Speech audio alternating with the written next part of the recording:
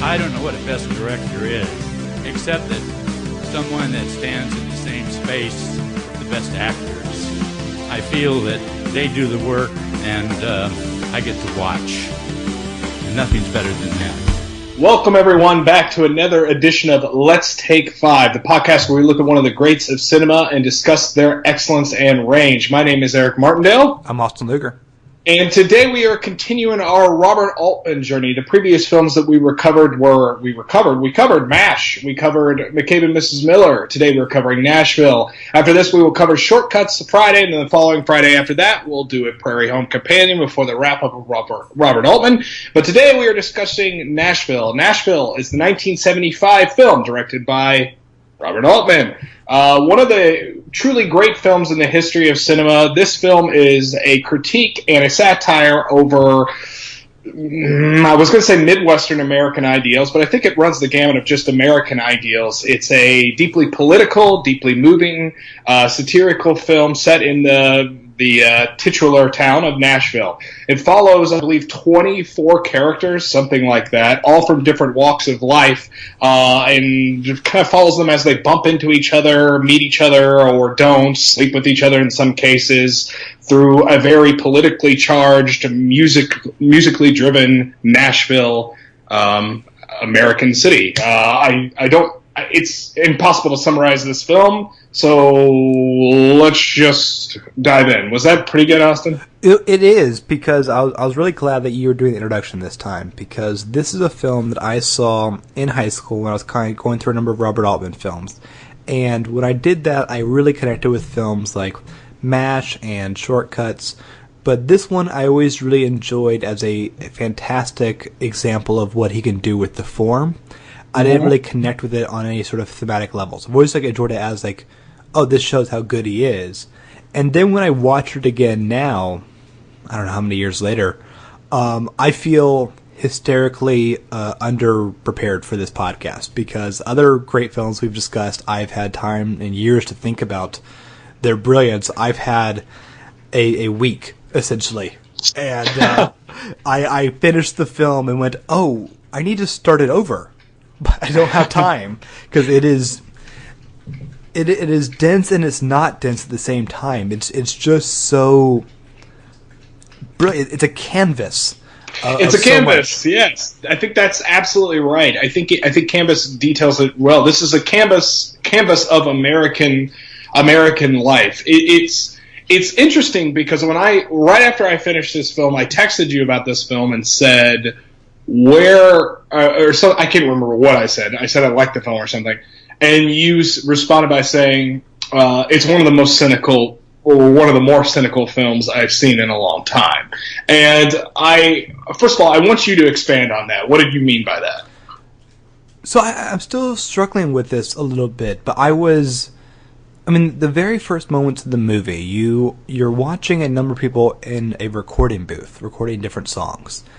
And it brilliantly kind of begins on the artists, and you see them, and they're so skilled, and the songs are really moving and brilliant, and then it cuts to who's listening to them. And with, I hope I'm remembering this correctly, the first one has a large, almost gospel feel to it, and then it's sorry to cut you off there. Yeah, it's Haven Hill, played by Henry Gibson, which is a song that he actually wrote. Really? Yeah, he actually wrote that song. Actually, a lot of the artists in these, so Keith Carradine, his big solo guitar later, he wrote that song as well and won the Oscar for it. That's but go ahead. Because you then, oh my God, that's perhaps even more cynical in a way, because you have, the songs in this movie are so good, but nothing about this movie makes me like this genre of music, or music in general, because you cut to these people watching the song being recorded, and no one's smiling, no one's being affected by the song, no one's even really listening to the song. They're all almost just plotting about the song. They're all in some sort of trance. I'm sorry to cut you off. Some sort of. We're working on Skype for the second week in a row, so I don't know if I'm going to be talking over here, what that's going to sound like. But it's all good. Yeah, or they're in some sort of trance. While they're watching. But do you think it's trance of admiration, or it's just trance of like, oh yeah, I think this will work? Like I just see them like envisioning spreadsheets in a way. Or a trance of envy, I think is one. It depends on who's watching. Because I think when some people, because there's definitely a class struggle amongst the elites in this world of country music. You have Henry Gibson, who's the king, the sort of king of the whole thing, and you have Ronnie Blakely, I think's her name is, Barbara Jean, who's like the queen, and they're who everyone wants to be. And they're also trying to, in the case of Barbara Jean, she's trying to remain on top because she's feeling her star slipping a little bit. But so some people look on with admiration, some people look on with envy. But there is definitely like a going through the motions. We've seen this before, or we're looking at people and we see the money they can make us, or the way we could use these people. There's so many different ways over the course of a 3-hour movie, and there's so much music in it. But I tell you what, you never get any joy out of it.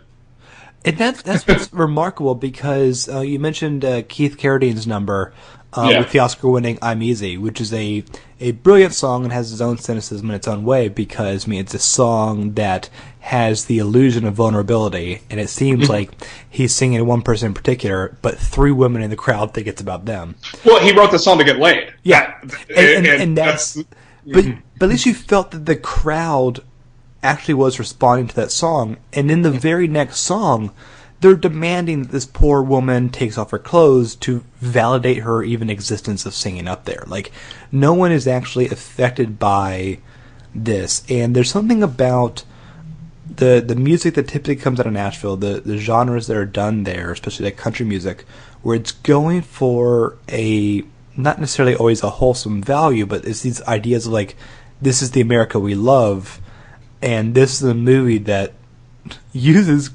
genuinely great songs and just has horribleness around them. You know what I mean? Mm-hmm. No, I definitely get that. I felt like a large message in this movie, and I'm curious if you got this at all, because there is so much cynicism. There's no way that this movie is happy. This is not a happy film. But I also wouldn't call it necessarily a depressing film either. No. But you can have a lot of fun. It's really funny at times. Yeah. The character that I just cracked up at every single time, and it's the broadest character, but Geraldine Chaplin as this BBC journalist. Her out of touchness is more than just like, oh, it's a Brit in middle America.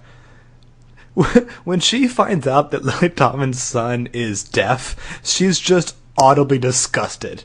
And she's in the car going, "Oh no, this won't do. This won't work. No, this won't work." And she's hilarious. And the scene with Elliot Gould playing himself, where everyone's trying to tell someone else that oh yeah, he is famous. Yeah. Oh well, I want to get to that. Yeah. Okay. Go ahead. It's just the movie is an absolutely genius contradiction, because it's a movie where I now want the soundtrack, but I shouldn't, because the film just spent 3 hours saying that even the best songs could be used for the most cynical purposes and the most cash grabby or manipulative reasons to get people to do what you want, and yet the songs are really good. It's saying that the world is cruel.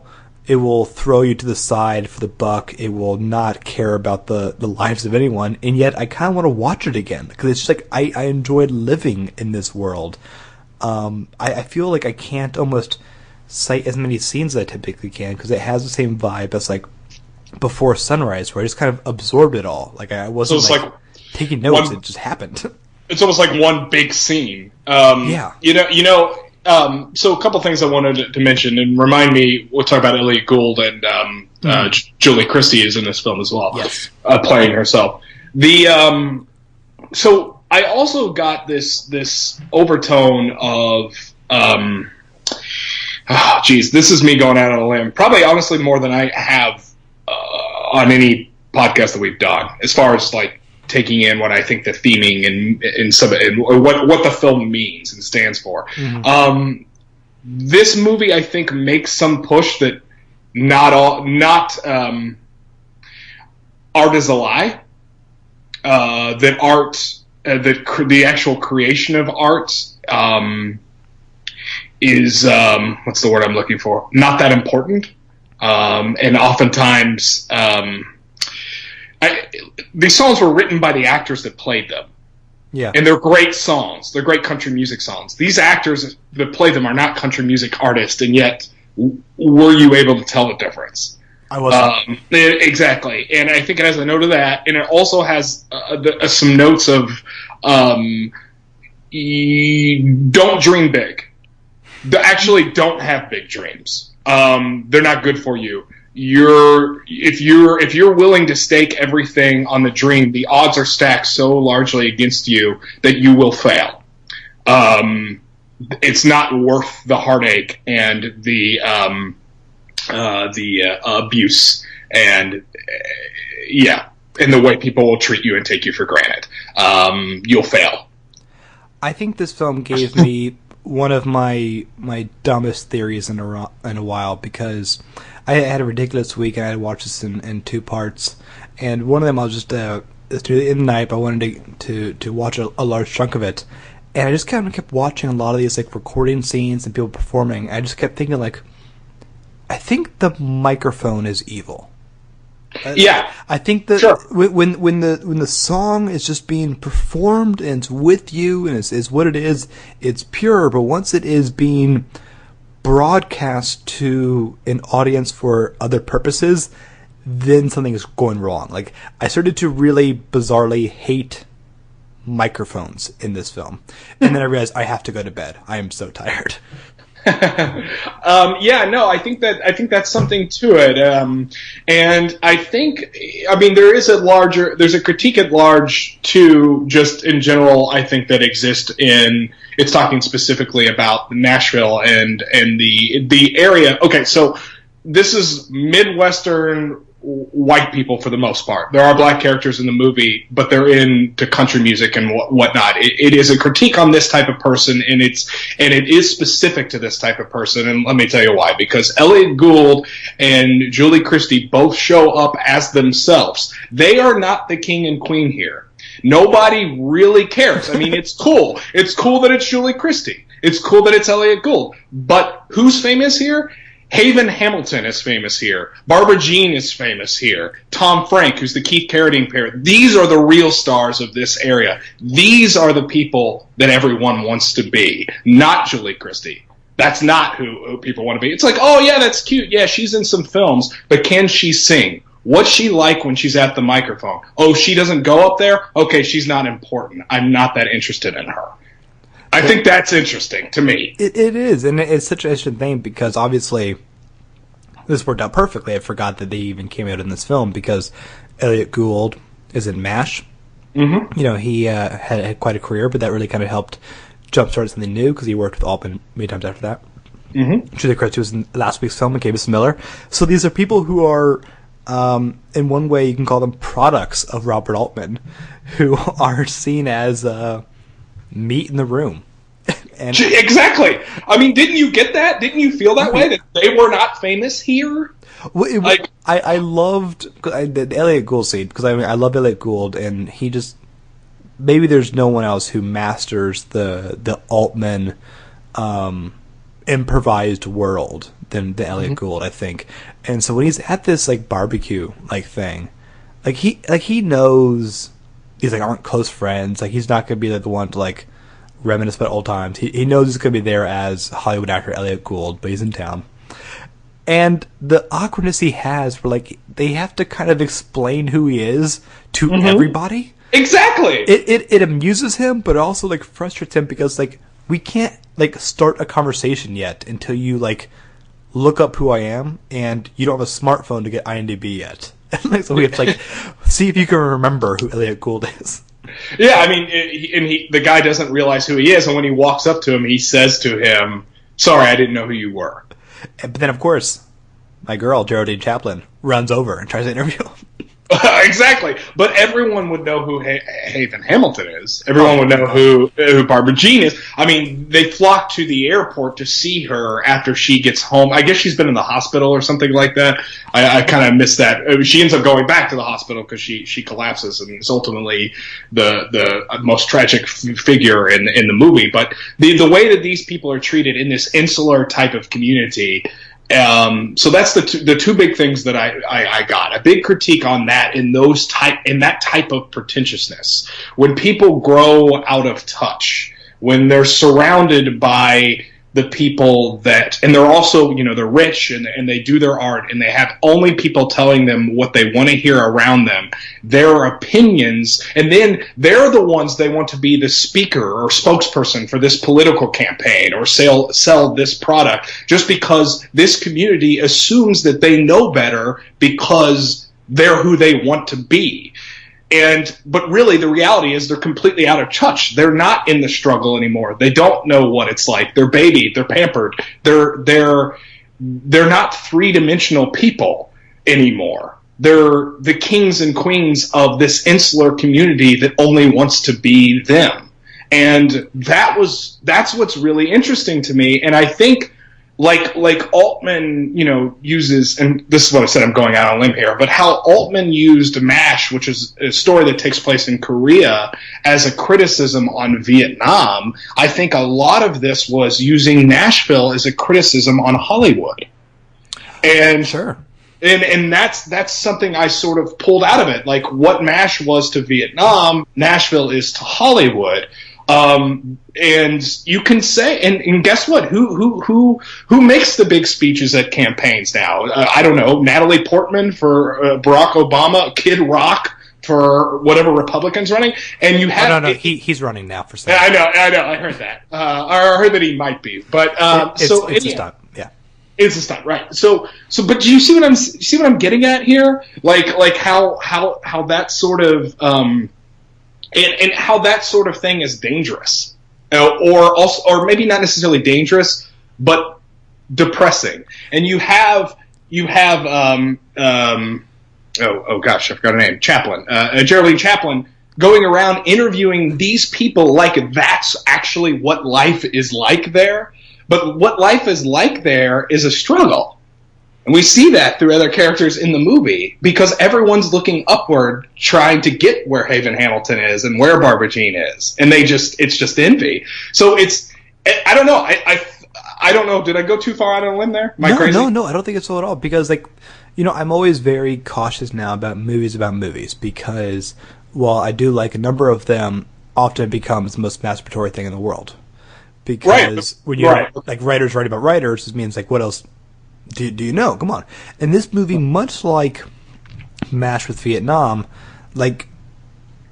even though it feels like just like neighbors of comparison, it never feels like it's preaching that point. And so much of this movie, like I said, I use the word canvas because they're not just shoving these ideas down your throat. It's just you get to see the world, and often it's very pleasant to be in the world. And there are dramatic scenes and some horrifying scenes and some sad scenes, but it's some silly scenes. But it's Nashville for a weekend, and you don't have to spend the whole time trying to see how every metaphor fits back to Hollywood. You just see it as similarities where. If someone made this pure element of art, like, hey, I have a song about how heartbreak hurts, someone else can say, oh, you have 2 million people listening to that a day, you should now speak at this rally. Right. Because you now have an audience of 2 million people a day. And that is really just fascinating, the disconnect between the art and the people. And there's a film I kept thinking about during this movie because... I've been a fan of Altman. I've had a number of films I've liked a lot. But this is one that like I said, I just kind of revisited properly for this podcast. And I always heard that Paul Thomas Anderson, he's just imitating Altman every film. And I go that's not really how his films work. I mean, he has a strong script. And then I started this film and go, oh, Boogie Nights. Boogie Nights. I agree 100%. And a little Magnolia. Little Magnolia. But the Boogie Nights element, and I'm sure we'll one day cover that on episode 150 or whatever, but it's curious because that's a world set in someone entering the world of porn, whereas like no one really kind of enters this. I read Roger Ebert's review of this movie, and he kind of noted that, like, unlike his previous films, there are no character introductions. It's just the world. And like, in fact, like everyone kind of arrives at the airport at the same time, and you kind of keep seeing it all. And as Boogie Nights kind of showed you around, and is even a little more clear about his thesis about what the world can do to you, it is both films showing you that there are so many layers and so many people and so many objectives going on that so much could happen. And sadly, what typically happens is the most powerful get their way. I would say that's exactly the case in this movie. I think one thing that is also present in both like movies that Paul Thomas Anderson did in this is there's always like twists of irony like at every turn. Like, sure. He's just a young sweet boy and he's in the porn industry, and in this instance, one thing that always stuck with me is how, you think about at this time, especially like right after Vietnam, how soldiers were criticized and demonized. And this was pointed out in some review. I don't remember which one I read, but it was a review I read about Nashville. But you have, what's his name? Hold on, Keith Carradine's character. Did you kill anyone today? He says to the soldier, right? and then we see them put them in this box that, I'm the free-spirited good guy that everyone loves. I'm above you. This is the hierarchy, insulting the soldier. But actually, that soldier is one of the only good people in the entire film, and Keith Carradine is actually a piece of shit. So, the movie is constantly using these sort of ironic twists throughout the entire film, and that's a point in and of itself too. But I don't know, the movie constantly surprises me. Like every scene, something happens that just surprised me at every scene. But that was something that I came back to after I read a review, and I thought that was interesting. Well, I mean, it's expanded upon what Altman's done in the previous two films we've covered, where like, this is a movie with like no markers on the ground, right? Like I read that like they just had some of their main actors, pardon me, have mics on them. Yeah, right? And it's like we'll just see what audio we get from like everyone just like they didn't know they were being filmed in certain sequences. I heard, and I also heard the original cut of the film, or the original film itself was hours and hours and hours long. Well, I imagine. Like, right? It has to be. It's crazy because you look at MASH, McCabe and Mrs. Miller in Nashville, and the big thing that it really hits is this naturalism that he creates. I don't think I've ever seen a director so interested in like showing film as if. I mean, you see this in theater, but theater kind of has to strive for that because you have an audience in the room. But like the film. To make everything just so naturalistic, it's just he doesn't care if you hear the dialogue. That's insane. I love it. That's insane. He doesn't care if you hear the dialogue. He didn't care in MASH. He didn't care in McCabe, Mrs. Miller, and he certainly doesn't care in Nashville. And I thought that was going to be a problem for the first hour, like rewatching it, because I've seen this film before and I really liked it, but like I was like, man, I don't even know anything right now. I've watched for an hour. I don't have a clue. But like by the end of it, of course you do. And this is a great movie. And I was pleased when I saw it because I was looking to purchase it I was looking to buy it to watch it. And I was at a Barnes & Noble, and I knew it was Criterion. It's 50% off, and I'm like looking in the store for it. I can't find it. And then it dawned on me. Because Criterion displays their AFI top 100 movies. Barnes & Noble does. I was like, maybe it's over there. And I looked, and I was pleasantly surprised to find the Criterion Blu-ray there. And also, AFI has this as like the 56th best movie of all time. I thought that was a good pick. It's a great pick, and it's fascinating because you kind of just want to ask them, like, you get what it's about, right? Like, it hates you. Exactly. No, that's a good point. Yeah, no, for sure. Well, there's two more things I want to bring up, and I want to try to correct some of the mistakes I've made in previous episodes, where we do a dramatic one to end on a silly one. I want to reverse that. There's an actor that you and I love. We probably have a good top 5 actors of who are just so silly that we adore. And number 1 is, of course, Jeff Goldblum. I know. Oh my God, he's so incredible in this film. This is our first Jeff Goldblum movie, right? I can't take my eyes off of him. Does he have a line of dialogue? No. I didn't think so. He does have a magic trick. He has more magic tricks than he has lines of dialogue.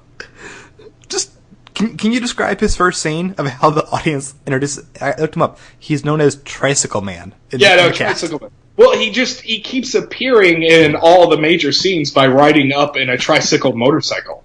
Yeah. And it happens a lot. Also, I'm pretty sure he had sex with 2 of the women in this film. Sure. Including Shelley Duvall. Yeah.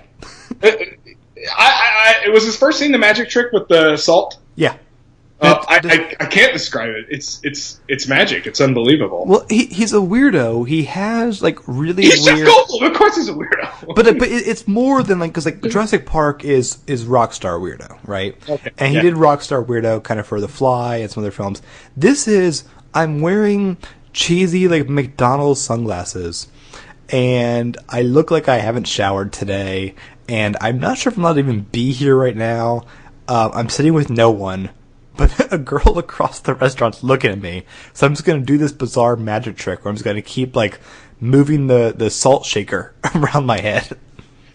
Now, I almost got, a feeling or a vibe he may have been a transient. He might have been the only person in this movie, other than, of course, Geraldine Chaplin, that isn't from Nashville, that is, passing through.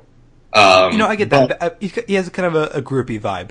Yeah, in a way. But I thought he was fantastic. I thought everyone in this movie is fantastic, but, Jeff Goldblum. You give Jeff Goldblum weird material, he's going to be weird. This had to have been one of his first movies. It had to have been pretty early. This is, 2 years before Andy Hall, where he has, 3 lines. Yeah. So... there was one thing I wanted to talk about, too. One last thing I sort of wanted to add in here. Was 1975 the best year for movies nominated for Best Picture? Oh my God! Well, I like to take notes of the Oscars and whatnot, and the Best Picture list is so good, but also the Best Director list. As if I can remember this from memory, Altman lost to Milos Forman because One Flew Over the Cuckoo's Nest won the Oscar sweep. Right. Picture, director, screenplay, actor, actress. So it was those two up against Sidney Lumet, Federico Fellini, and now I'm bringing the fourth one. Like an even bigger name. Yeah, that guy, Stanley Kubrick. Oh, Kubrick for Barry Lyndon. Yeah. So Fellini's up in the director mix. It's insane. So, and then the pictures nominated are Nashville, Jaws, Barry Lyndon, One Flew Over the Cuckoo's Nest, and Dog Day Afternoon. That's insane. That's insane. And the Fellini film was Amarcord, which is incredible. And Spielberg infamously did not get a director nomination. Okay, that's what it was. Right. But man, it's insanely good. And ultimately 2 of the actresses here lost to Lee Grant and Shampoo, and I'm not a big Shampoo fan, so I have to imagine that they just split the vote because it was Ronnie Blakely and Lily Tomlin. Lily. Yeah, I don't really know why Lily Tomlin was nominated. To be honest with you, I mean, I thought she was great, but in a film with no lead actress, all supporting.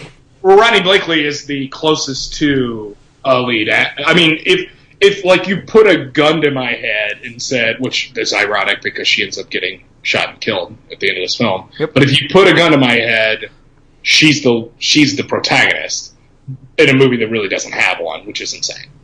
Well, let's get to this ending because we talked so much about how the music becomes a use to make money, to create the goals for the rich and those who are having the microphone and those awful, gross societal aspects of manipulating women and whatnot. But something that kind of keeps bubbling is this political campaign. And you lead to this campaign rally, and then there is an assassination, right? I mean, right. And this happens, and it's insane. And I was like, oh my god! I mean, this is such a biting moment. And Altman says, no, I'm not done yet. And they just kind of rush the stage and say, let's not ruin the bad mood here, guys. Let's keep playing. Yeah. That to me is like biting satire that can't be compared to. Well, and the one person got on stage that was struggling the most to sing throughout the entire film.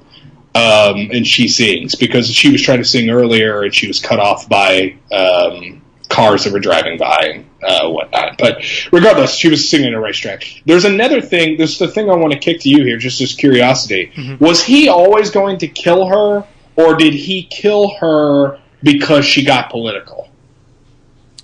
I almost like to think that politics barely matters in this movie. Okay, that's I thought, but the thought had crossed my mind because he's obsessed with her. He's a crazy. There's two people that are crazy about her. One is what's his face, the guy that played Kevin's dad from The Leftovers, and what is it?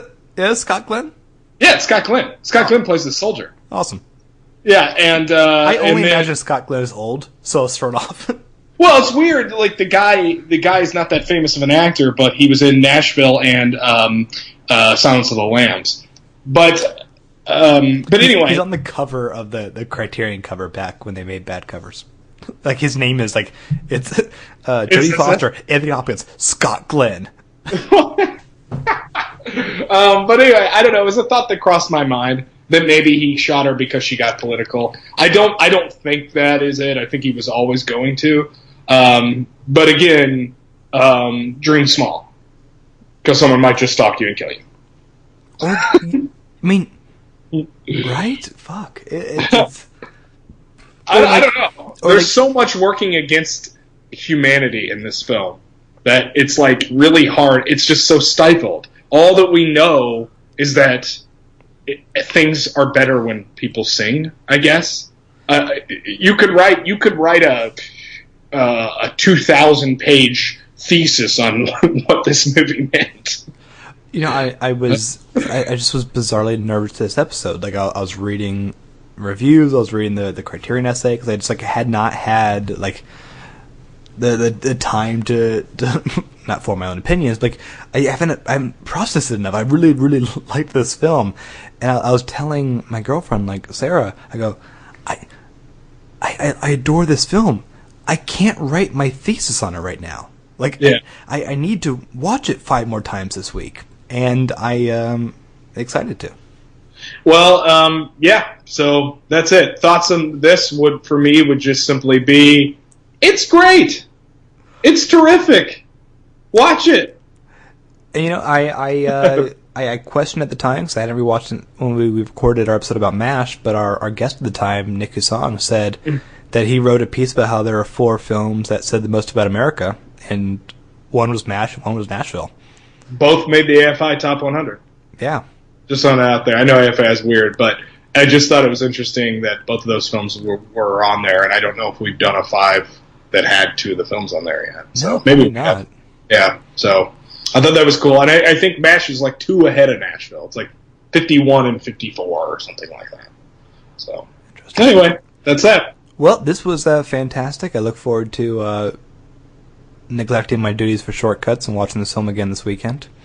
But next week is our review of Shortcuts. It'll be our review of the great film. We're jumping ahead. These were all films in the 70s. We're now looking at Robert Altman in the 90s as he adapts a Raymond Carver collection of short stories that he turned into one film.